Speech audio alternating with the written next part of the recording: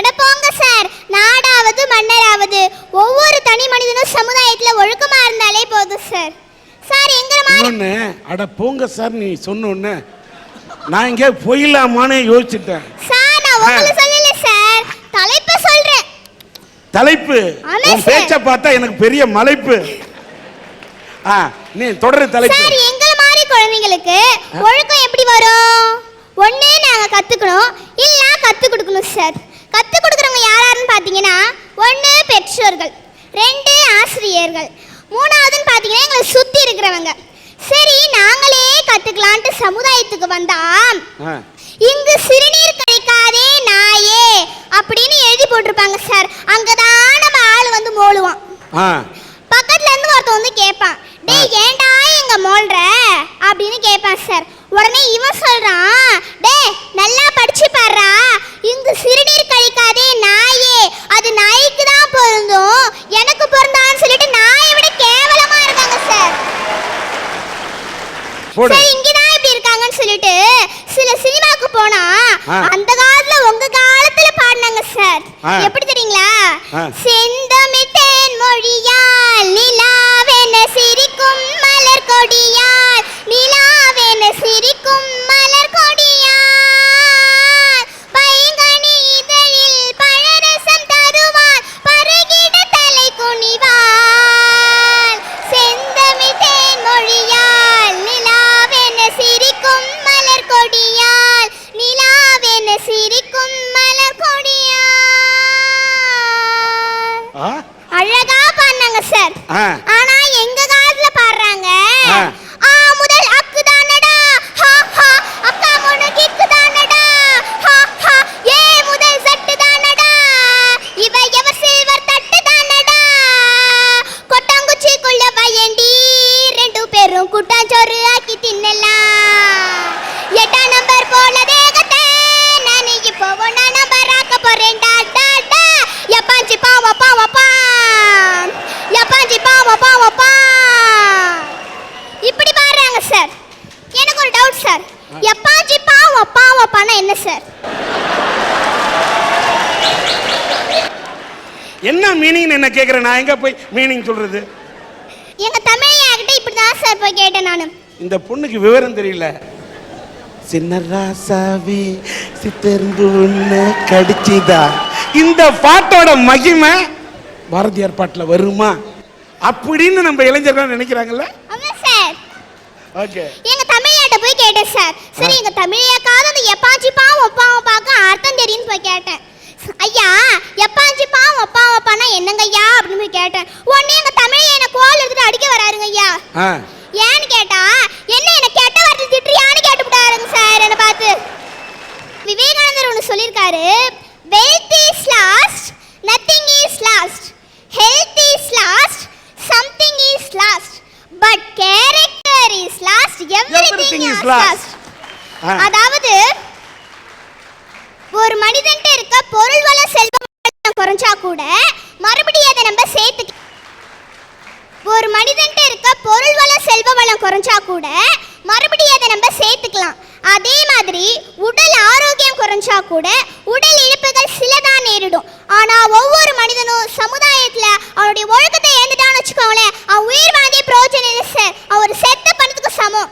அதனால்தான் சொல்றேங்க ஐயா, நானு ஒவ்வொரு தனி மனிதனும் சமுதாயத்துல ஒழுக்கமா இருந்தான்னு வச்சுக்கோங்களேன், நம்ம யாரையும் நாடு கடத்த தேவையில்லை. தாங்க ஐயா நான் பேச வந்திருக்கேன். சபாஸ், காட் பிளஸ். வணக்கம். வணக்கம் சார். தேனி என்ன பண்ணுது? தேனி வந்து அங்க எங்க அலைஞ்சி மலர்கள்ல போய் தேனை சேகரிக்குது. அது எவ்வளவு கஷ்டப்பட்டு ஒரு பூக்கும் தாவி தாவி தேனத்துல இருந்து சேகரிக்குது. சார் எறும்பு என்ன பண்ணுது? எறும்பு வந்து சுறுசுறுப்பா அங்க எங்க ஓடி போய் இறைய தேடிட்டு வருது. சார் ஒரு நிமிஷம்.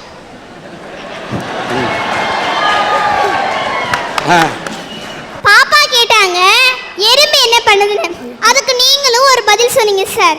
இதே ஒரு நடிகையை கேட்டிருந்தா என்ன தெரியுங்களா சொல்லுவாங்க? சின்ன ராசாவே சித்திரம்பு என்ன கடிக்குது அப்படிதான் சார் பாடிருப்பாங்க. சீமா நீ ரொம்ப ஓவரா போயிட்டு இருக்க. சார் காக்கா குருவி என்ன சார் பண்ணுது? காக்கா குருவில அங்க இங்க பறந்து தனக்கு இறை தேடிட்டு வருது. அது எவ்வளவு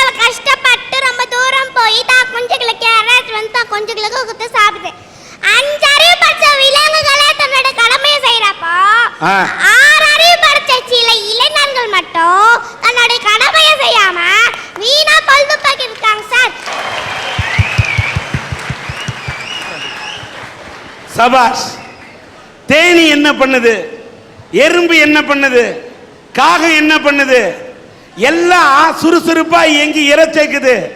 ஆனா வாழ வேண்டிய வயதுல இளைஞர்கள் எல்லாம் பொழுதுபோக்கே வாழ்க்கை என்று வாழ்க்கையை வீணாக அடித்துக் கொண்டு சுற்றித் திரிகிறார்களே, அந்த இளைஞர்களை பற்றி பேச வந்திருக்கிறேன் என்று ஒரு அரும்பு முள்ளையாக இருக்கக்கூடிய ஒரு சிறு இந்த குழந்தை பேசும்போது நான் ஏன் இந்த இந்தியா நிமிர்ந்து நிற்காது? சபாஷ், உனக்கு என்னோட பாராட்டு. பாரதியார் என்ன சொன்னார் சார்? பாரதியார் என்ன சொன்னார்? பாரதியார் நீ சொன்னாதான் தெரியும். ஓடி விளையாடு பாப்பான்னு சொன்னார். சரி, எதுக்காக சார் சொன்னாரு? ஒரு உடல் ஓடி விளையாண்டா உடம்புல நல்ல ஆரோக்கியமா இருக்குன்னு சொன்னாரு. படிச்சிட்டு இருந்தா மட்டும் பதாது, நல்லா சுறுசுறுப்பா ஓடி விளையாடுறதுக்காக தான் சார். சார் ஒரு நிமிஷம். அவங்க அம்மா வீட்ல டெய்லி படிக்க சொல்லுவாங்க போல இருக்கு, விளையாடவே விட மாட்டேன்றாங்க போல இருக்கு சார். அந்த பிரச்சனையை கொண்டு வந்து பாப்பா இங்க சொல்றாங்க சார். சரிம்மா சார், அதுக்கு ஒண்ணு நான் சொல்லல சார்.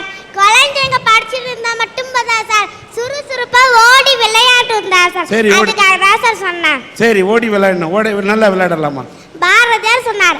அவர் குழந்தைகளுக்கு மட்டுமா சார் சொன்னாரு? இளைஞர்களுக்கு தான் சார் சொன்னாரு. இளைஞர்களுக்கும் சொன்னாரு. சரி, எப்படின்னா குழந்தைங்களா இருக்கிறப்போ சுறுசுறுப்பா விளையாடணும். சரி, இளைஞர்களா இருப்போ சுறுசுறுப்பா உழைக்கணும். அதுக்காக தான் சார் சொன்னாரு. சரிம்மா. சார் அவை பாட்டு என்ன சொன்னாங்க? என்ன சொன்னாங்க சொல்லு. திரைக்கடலோடையும் திரவியம் தேடுன்னு சொன்னாங்க. அவங்களாம் அந்த காலத்து மனுஷங்க. இந்த காலத்து மனுஷன் ஜனாதிபதி என்ன சொன்னார்னா, கனவு காணுங்கள் இளைஞர்களே என்னார். ஜனாதிபதியே கனவு காண சொல்லிட்டாரு.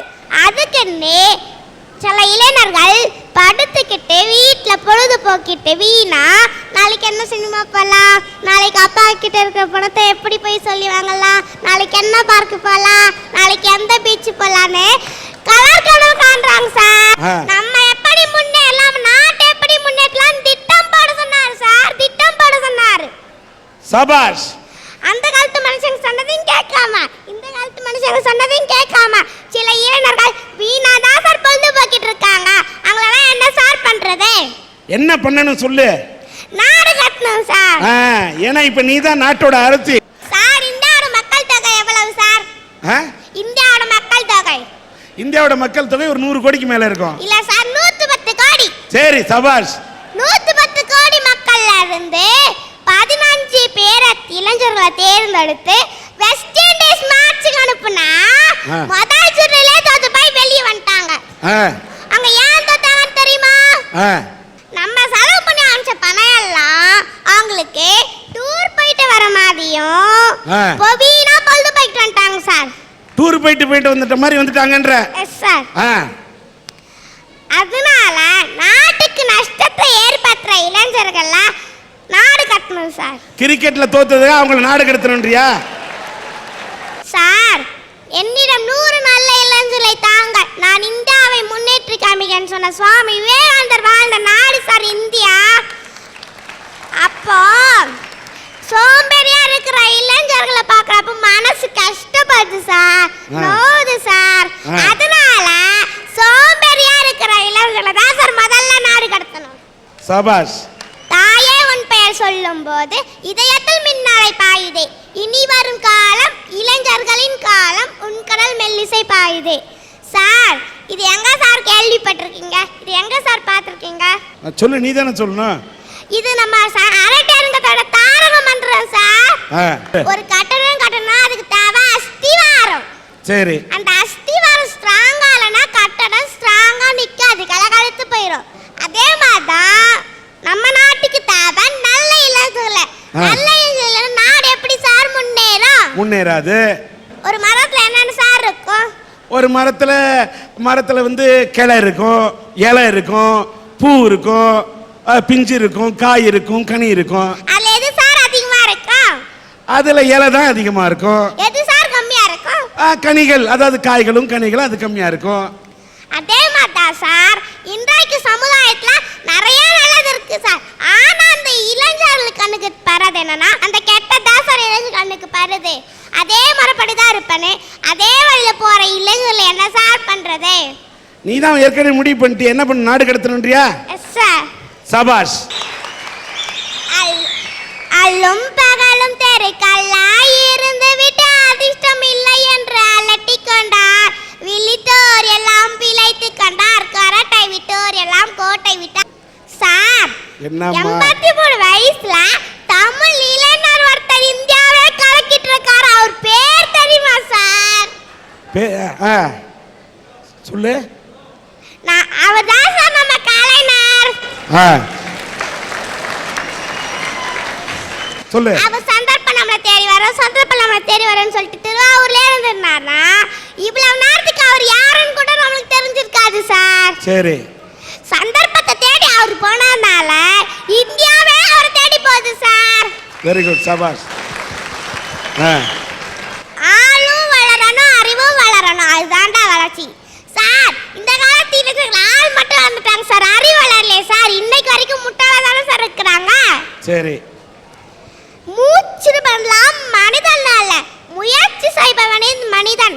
மூச்சு விடு இளைஞனே, முயற்சியை விடாதே சார். இந்த காலத்து இளைஞர்கள் தன்னோட தாய்க்கும் தாய் நாட்டுக்கும் சந்தோஷத்தை தராத இளைஞர்கள் நம்ம நாட்டுக்கு தேவையே இல்லை சார். அவங்க தான் சார் முதல்ல நாடு கட்டணும். சபாஷ். ஒரு சின்ன பிஞ்சு, இந்த பிஞ்சு குழந்தை என்னிடத்தில் கேள்வி கேட்கிறது. இந்தியாவின் ஜனத்தொகை எத்தனை என்று கேட்டவுடன் 100 கோடி என்கிறேன்.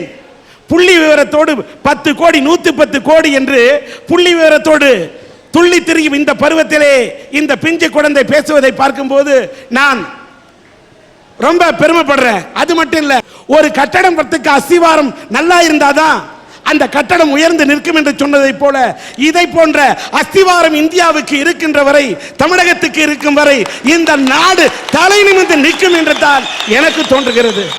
இந்த நாட்டில் இருக்கிற ஒவ்வொரு கணவன் மனைவிக்கும் ஒரு ஆசை இருக்கு தெரியுமா?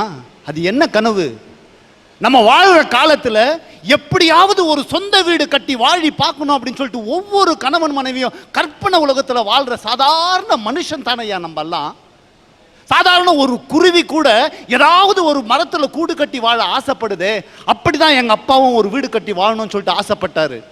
எங்க அப்பா ஒரு எக்ஸ் சர்வீஸ் மேன், நானும் ஒரு எக்ஸ் சர்வீஸ் மேன். எங்க அப்பா 1983 ரிட்டையர்ட் ஆனார். எல்லா சம்பளத்தையும் கையில வச்சுட்டு ஒரு ரியல் எஸ்டேட் ஏஜென்சியை போய் பார்த்தாரு. தயவு செஞ்சு நான் எல்லா ரியல் எஸ்டேட் ஏஜென்சியை சொல்ல, ஒரு சில ரியல் எஸ்டேட் ஏஜென்சிகளை மட்டும் நான் சொல்றேன். அவங்ககிட்ட போய் சொன்னாரு, தம்பி என்கிட்ட இவ்வளோ பணம் இருக்கு, என் வீட்டில் வந்துட்டு நான் 11 பிள்ளைங்களுக்கு நான் தகப்பேன், எனக்கு தகுந்த மாதிரி ஒரு ஓட்டு வீடா இருந்தாலும் பரவாயில்ல, ஒரு தட்டு வீடு இருந்தாலும் பரவாயில்ல, ஒரு குச்சி வீடு இருந்தாலும் பரவாயில்ல, ஒரு காலி வீடு இருந்தாலும் பரவாயில்ல, எனக்கு ஒரு இடம் காட்டு கொடு தம்பி. என்ன காமிச்சான், அவனும் காமிச்சான். எங்க அப்பா கிட்ட பார்த்து சொன்னா, சாமி இந்த வீடு காலியா இருக்கு, இந்த இடத்த நீ வாங்கிக்கோ, நல்ல இடம்னு சொல்லிட்டு வித்தான். வித்ததுக்கு அப்புறம் 2 மாசம் கழிச்சு தான் தெரியுது அது லிட்டிகேஷன் லேண்ட். அதாவது எங்க அப்பாவுக்கு கொடுக்கிறதுக்கு 2 மாசத்துக்கு முன்னாலேயே இன்னொருத்தனுக்கு வந்துட்டு ரிஜிஸ்ட்ரேஷன் பண்ணி கொடுத்துருக்கான். இந்த மாதிரி ஏமாத்துற ஒரு சில ரியல் எஸ்டேட் ஏஜென்சிகளை நாடு கடத்தணும்னு சொல்லிட்டு நான் பேச வந்திருக்கிறேன் சார். ஐயா, 11 வருஷத்துக்கு முன்னால எனக்கு ஒரு பேக் பெயின் வந்துச்சு. ஒரு குறிப்பிட்ட டாக்டர் கிட்ட போனேன். டாக்டர் எனக்கு இந்த மாதிரி பேக் பெயின், எந்த விதமான இன்வெஸ்டிகேஷன் பண்ணாம நாளைக்கு காத்தால உனக்கு ஆபரேஷன் 45,000 ரூபாய் ரிசப்ஷன்ல கட்டேன்னு சொன்னான் அந்த டாக்டர். நானும் பயந்துட்டு போயிட்டு மிலிட்டரி ஹாஸ்பிட்டல் இருக்கிற ஒரு கவர்மெண்ட் டாக்டர் கிட்ட போய் கேட்டேன், ஐயா எனக்கு இந்த மாதிரி பேக் பெயின் இருக்குது, ஹாஸ்பிட்டலில் போன உடனே எனக்கு ஆபரேஷன் சொல்றாங்க, எனக்கு பயமா இருக்கு, என்ன பண்ணலான்னு போய் கேட்டேன்.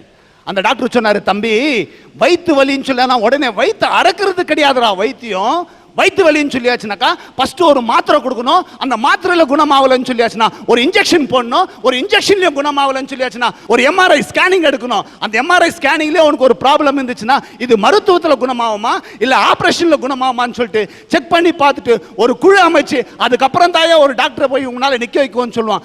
எவனுக்கோ ஒரு டாக்டருக்கு 50,000 ரூபாய் தேவைப்படுற நேரத்தில் நீ போய் மாட்டியிருக்க, அவன் உன்னை மிஸ்யூஸ் பண்ண பார்த்துருக்கிறான், நீ இப்போ இங்கே ட்ரீட்மெண்ட் பண்ணுன்னு சொன்னாரு. உண்மையா சொல்றேன், 11 வருஷமாச்சு ஆபரேஷன் பண்ணாமலேயே நான் இன்னும் வரைக்கும் நல்ல விதமா இருக்கிறேன்.